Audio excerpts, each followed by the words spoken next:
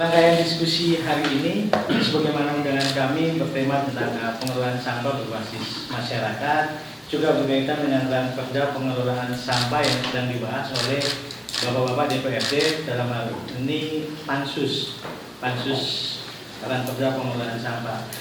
Diskusi siang ini merupakan rangkaian diskusi, jadi ada 4 rangkaian berdasarkan 4 pansus yang sedang difokuskan oleh DPRD Kota Malang. Yang sudah pertama kali digelar yaitu retribusi jasa usaha. Selanjutnya hari ini retribusi pengelolaan sampah.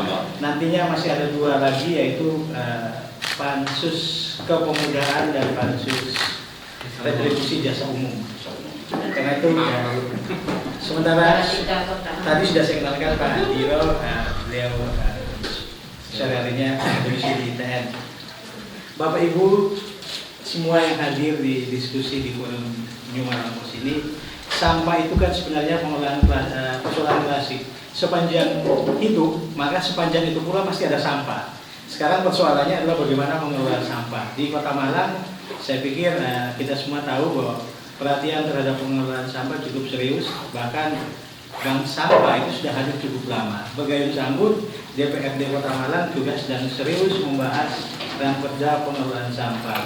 Tapi dalam pengelolaan sampah itu kan juga ada, karena berkaitan dengan kebijakan, maka harus ada konsideran hukum dan rujukan hukum lainnya yang menjadi acuan. Begitu juga kebijakan-kebijakan terkini yang berkaitan dengan pengelolaan sampah, terutama berkaitan dengan yang berbasis dengan masyarakat. Semua akan kita kasih kesempatan untuk berbicara karena ini adalah forum di mana pesertanya adalah partisipan aktif. Maka yang pertama kami beri kesempatan kepada Pak Fatul Arifin sebagai Ketua Pansus untuk menyampaikan Pansus dulu, Pak Fatul sebagai Ketua Pansus, pertama berkaitan dengan materi di Ranperda yang sedang dibahas dan apa tujuan dan target dari Ranperda ini ketika menjadi perda. Kepada Pak Fatul kami beri kesempatan untuk tentang masalah pengelolaan sampah yang ada di Kota Malang. Kebetulan kami Pansus sekarang lagi membahas tentang Ranperda tentang pengelolaan sampah yang ada di Kota Malang.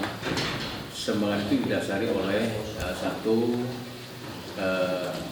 seperti yang Mas Fandi sampaikan tadi, sampah ini memang masalah klasik yang memang sepanjang ada orang sampah itu pasti ada. Cuma bagaimana kedepannya ini sampah ini menjadi sesuatu yang bukan sesuatu yang memuakkan lagi, tapi sesuatu yang bisa membuat kita ini ada nilai ekonomis pada akhirnya nanti melalui pengolahan sampah tersebut. Selama ini sampah yang ada di Kota Malang ini dikelola lebih banyak secara manual, sementara SDM masyarakat yang menjadi sumber sampah ini kesadarannya begitu sangat kecil sekali.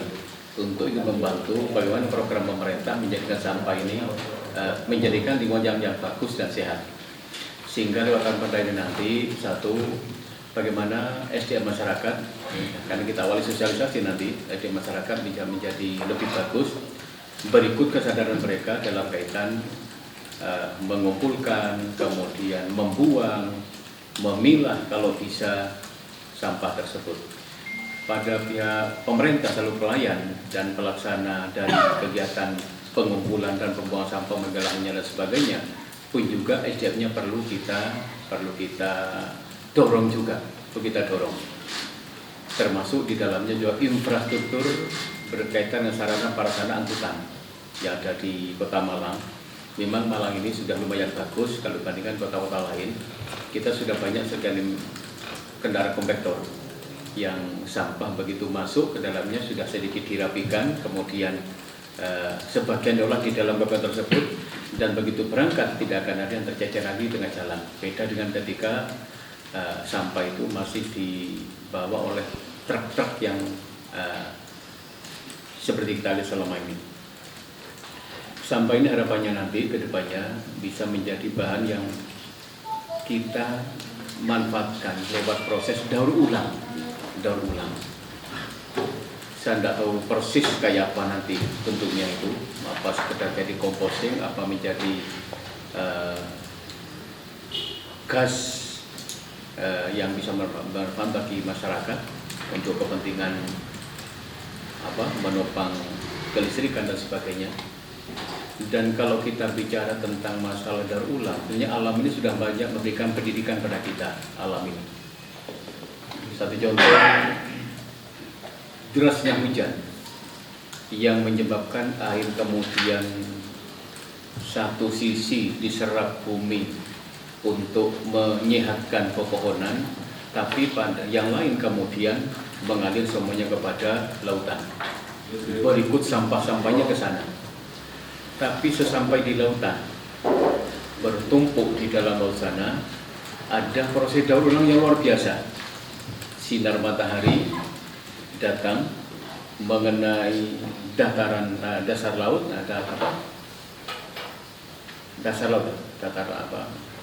kemudian menguap menjadi udara, menjadi awan yang tebal, itu lagi jadi hujan. Ini bagian dari proses daur ulang kan sebetulnya. Alam telah membantu kita seperti itu. Kalau kita kan bisa bermain daur ulang dengan ayam kan bisa kita ini. Kita makan telur, yang kita makan telurnya ayam. Sesudah makan telur ayam, kita pun bertelur, telur kita dimakan oleh ayam. Direporter lagi menjadi telur ayam lagi, kita makan lagi. Proses daur ulang. Masih banyak.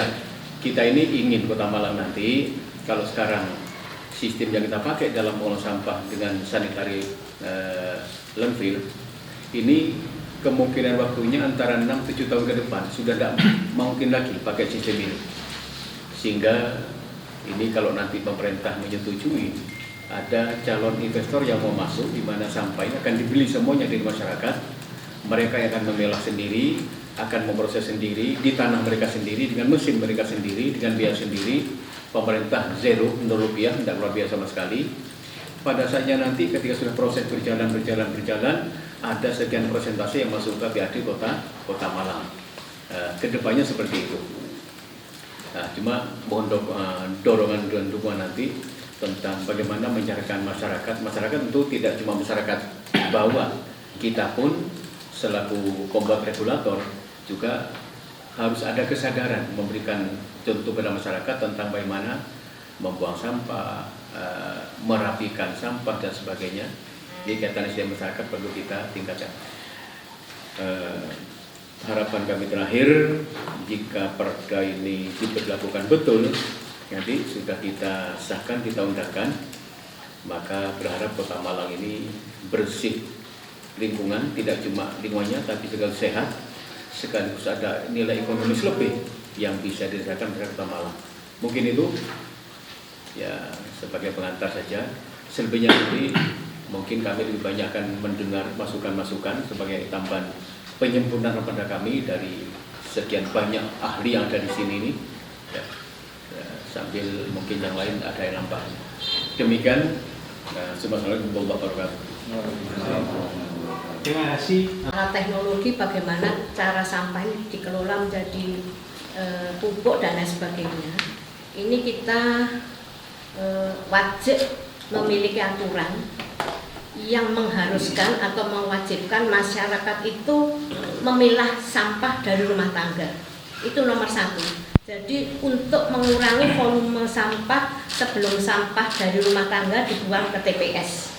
Seandainya itu sudah dilaksanakan jauh-jauh sebelum ini, saya kira sampah tidak akan menumpuk. Terus terang kami pernah mencoba. Kebetulan kami pernah dinilai tim Kampung Bersinar wilayah kami dan waktu itu mendapatkan juara 3. Kami melakukan pemilahan sampah kering dan sampah basah. Kami menyediakan tempat sampah, waktu itu kami cat kuning dengan hijau. Yang kuning untuk menampung sampah kering, koran, botol dan sebagainya, kardus dan sebagainya. Kemudian yang tong hijau itu kami tempatkan untuk menampung sampah basah. Itu sudah kami lakukan selama kurang lebih 3 bulan menjelang penilaian. Setelah penilaian, masyarakat sudah ogah-ogahan, mulai berkurang, ya, merubah sikapnya ya. Itu selalu kami harapkan, setiap hari kami juga keliling untuk mengingatkan mana ini sampah keringnya dan bagaimana cara pemilahannya. Itu setelah sampah terkumpul, sampah kering, itu kami ada tempat penampungan sampah sementara sebelum ke TPS, yaitu kardus, koran, botol. Hanya kami batasi 3 macam. Nanti kalau yang kecil-kecil itu sulit. Itu ada kader saya, kader yang setiap 1 minggu sekali keliling ke rumah warga. Itu untuk mengambil sampah-sampah itu. Setelah terkumpul, kami melapor kepada bank sampah yang ada di Subur. Nah, kemudian dari pihak bank sampah datang dengan pickup untuk mengambil sampah kering kami. Dan di wilayah saya, 1 RW itu sudah memiliki buku tabungan sampah. Jadi bisa digunakan untuk membayar listrik, membayar PDM, dan lain sebagainya kalau ada kesulitan. Itu semua memiliki sampai sekarang. Namun lama-kelamaan, kebiasaan itu masyarakat sudah mulai ogah-ogahan untuk memilah sampahnya. Nah ini untuk dalam hal ini, kalau ada peraturan yang mewajibkan atau peraturan wali kota yang mewajibkan sampah harus mulai dipilah dari rumah tangga, itu wajib. Kalau mewajibkan, insya Allah kita semua masyarakat Malang akan bergerak sehingga bisa mengurangi volume sampah sebelum ke TPS. Itu harapan kami. Kemudian kami akan menanyakan masalah bank sampah. Nah, bank sampah itu kan swasta ya, lembaga swasta ya. Itu kan sampai sekarang kan dibiayai APBD. Itu kontribusinya mungkin yang dari bank sampah ya, ada dari bank sampah. Tidak hadir. Nah, itu kontribusinya ke pemerintah daerah kami juga belum tahu sampai dengan sekarang karena kami termasuk juga anggota bank sampah Kota Malang. Itu mungkin sementara nanti kita lanjutkan. Matur nuwun. Assalamualaikum. Saya sangat tertarik dengan diskusi kita pada hari ini. Perlu bisa saya buka? Bisa. Hah? Sudah dibuka Pak. Katanya dia. Nanti di viral lagi. Di sini saya bawakan perdanya ya Pak ya. Kami lagi susun. Memang di dalam perda ini ada banyak yang kami atur. Ada wewenang dan tugas pemerintah daerah ya. Ada hak dan kewajiban antara masyarakat dengan pemerintah juga. Ada kebijakan strategis dan perencanaannya. Ada penyelenggaraan pengelolaan sampah, kita bahas juga Pak. Ada lembaga pengelolanya ya. Ada sistem tanggap darurat ketika misalnya ada kebakaran seperti apa. Perizinannya juga ya, ada di sini. Ada pembiayaan dan kompensasi, ada insentif dan disintensif, ada pengembangan dan penerapan teknologi Pak ya. Ini juga kami tambahkan kemarin. Jadi bagaimana agar perda yang kami bahas itu juga kita singgung tentang bagaimana pengembangan dan penerapan teknologi. Ada sistem informasinya. Jadi salah satu hak dari masyarakat adalah mengetahui cara pemerintah untuk bagaimana dia mengelola sampah ya, yang dari rumah-rumah warga itu sampai ke TPS itu harus didapatkan informasi oleh masyarakat. Nah, kemudian ada tentang kerjasama dan kemitraan. Ini nanti berkaitan dengan bank sampah ya, komunitas-komunitas, kadar lingkungan nanti bisa kita. Ada bahasanya sini Pak. Ada hukumnya nanti kita bikinkan, kita fasilitasi. Jadi kalau mau bermitra dengan pemerintah sudah ada payung hukumnya, kan gitu Pak ya. Kemudian ada juga peran masyarakat. Di sini kami memberikan kesempatan kepada masyarakat untuk berperan aktif, ya. Tadi berkaitan dengan bagaimana meningkatkan kesadaran masyarakat tentang kepedulian mereka untuk memilah sampah tersebut, ya. Kemudian ada larangan juga Pak, ya. Kita kasih warning juga, ada pembinaan dan pengawasan. Kemudian ada penyelesaian sengketa ketika ada permasalahan, karena tugas pengelola sampah ini juga kita berikan kepada pihak-pihak swasta, ya, restoran, ya, tempat-tempat komersial itu mereka wajib mengelola sampah dengan benar. ya. Kemudian ada sanksi administrasi, ada penyidikan, dan pastinya ada ketentuan pidana. Nah, dari sini kemudian kita lihat tadi Malang Pos mengangkat pengelolaan sampah berbasiskan masyarakat ini mungkin kan? Saya kira mungkin, sangat mungkin sekali. Katanya Pak Wali Kota, masyarakat Kota Malang ini tidak sama dengan Kota Kediri. Urban kita lebih banyak daripada masyarakat pedesaan. Artinya secara rasional masyarakat Malang ini lebih rasional dibandingkan kota-kota yang lain yang ada di Kota Malang ya Pak ya, karena urbannya terlalu banyak ya. Penduduk kita ini lebih banyak penduduk pendatang daripada asli Malang. Oleh karena itu pengelolaan sampah berbasiskan masyarakat itu pertama memang harus ada pemilahan berbasiskan masyarakat itu. Tadi yang disampaikan oleh tante saya, memang pemilihan ini wajib dilakukan oleh masyarakat, dan di sini Bu sudah ada di perdanya ya, saya sampaikan di pasal bagian kedua kewajiban itu setiap orang dalam mengelola sampah wajib mengurangi dan menangani sampah dengan cara yang berwawasan lingkungan. Ada tadi juga saya baca itu harus diurai dari rumah ya. Kalau tadi itu sudah saya baca juga sebagian, kalau kita wajib mengurangi dari rumah kita. Oleh karena itu memang sosialisasinya ini yang perlu dikuatkan. Jadi dinas lingkungan hidup pada OPD yang bersangkutan ini yang berkaitan dengan sampah, kita minta untuk meningkatkan sosialisasi kepada masyarakat ya, agar masyarakat bisa sadar tentang bagaimana sih mengelola sampah. Menurut saya mereka mau mengelola sampah kalau dikasihkan knowledge yang baik, ya kan? Dibina, dibimbing. Oh gini loh caranya, bahwa sampah ini bisa jadi emas, sampah ini bisa jadi uang, bisa jadi listrik, kan begitu Pak. Kalau mereka bisa mengelola, kita ini punya potensi untuk memproduksi sampah setiap hari 500 sampai 600 ton ya Pak. Per orang itu 0,6 kilogram ya.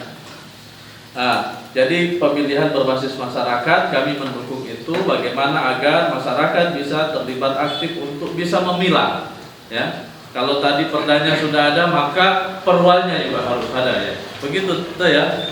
Ya. Jadi mendorong pemerintah untuk menyadarkan ya masyarakat agar bisa sadar tentang lingkungan ya. Kemudian yang kedua memang aktivasi atau optimalisasi bank sampah.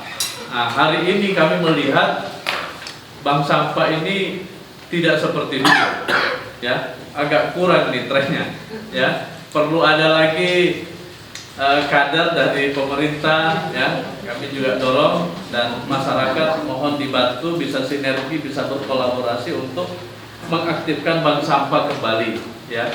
Lebih giat lagi agar sampah ini benar-benar bisa bisa dipilah di situ kan, bank sampah namanya ya. Saya juga lihat kalau di Malang ini ada teman kita namanya Bang Gamal Albin Said, dia membuat inovasi tentang asuransi sampah, bahwa orang miskin itu bisa ke rumah sakit hanya dengan membayar premi sampah setiap bulannya, setiap harinya.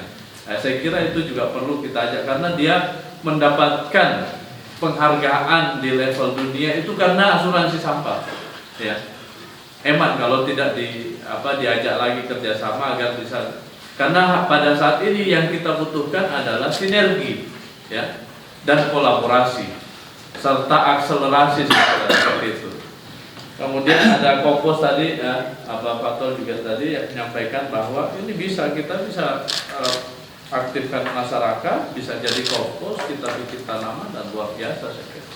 Dan yang terakhir memang TPA berbasiskan teknologi, tetapi tidak membebani APBD ya, karena kalau berkaitan dengan APBD rawan ini ya.